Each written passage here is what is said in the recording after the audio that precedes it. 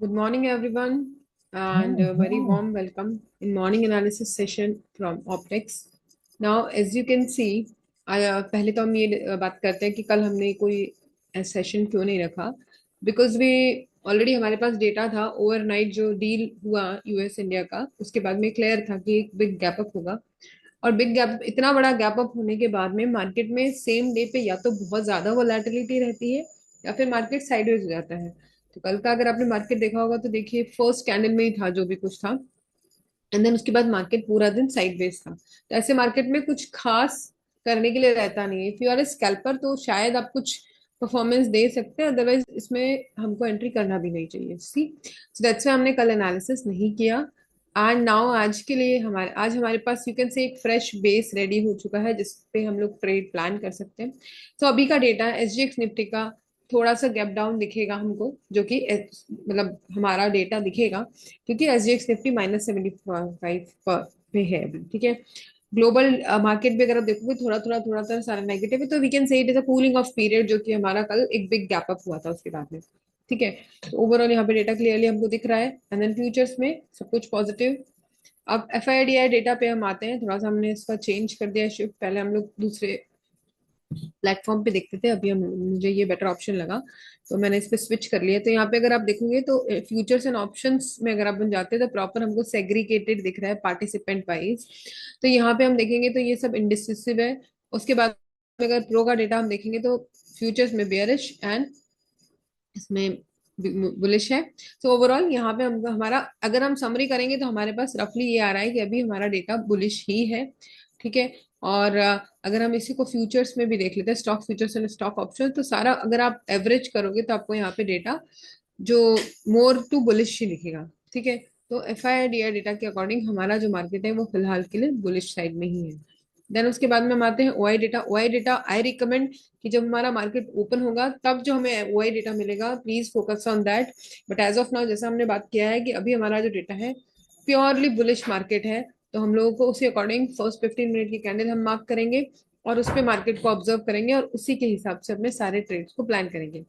Although जो हमारे levels हैं according to current OI data जो दिख रहा है 700 पे हमारे पास स्ट्रॉन्ग सपोर्ट है, तो उससे नीचे मार्केट जाना नहीं चाहिए। उससे नीचे अगर रेड कैंडल की क्लोजिंग मिलती है तो हम फिर वापस पुट साइड के ट्रेड्स को प्लान कर सकते हैं, शॉर्ट साइड के ट्रेड्स को प्लान कर सकते हैं। एंड उसके बाद में 25,750 पे स्ट्रॉन्ग रेजिस्टेंस है, तो वंस अगेन इसके ऊपर स्ट्रॉन्ग ग्रीन कैंडल की क्लोजिंग हमको एक अच्छा कॉल साइड का या फिर लॉन्ग साइड का ट्रेड दे सकती है। सेम बैंक निफ्टी भी अब 60,000 के ऊपर है अभी, तो वंस अगेन एक अच्छा लेवल है। यहाँ पे बिग फाइट आपको क्लियरली दिख रही है, बट कॉल राइटर्स कम है, पुट राइटर्स ज्यादा है। दैट मीन्स सपोर्ट स्ट्रॉन्ग है एंड रेजिस्टेंस वीक है।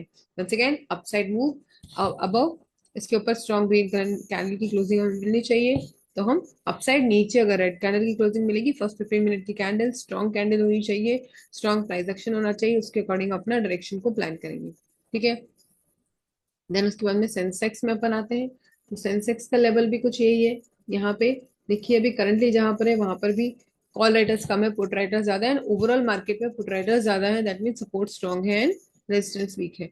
तो हमारा सिंपल सा फंडा रहेगा, लेवल्स के अकॉर्डिंग हम अपनी ट्रेडिंग को प्लान करेंगे। चार्ट्स पे अभी फिलहाल के लिए कुछ बहुत ज्यादा लेवल्स है नहीं, बट स्टिल मैंने ट्राई किया फाइंड आउट करने का on the basis of fib.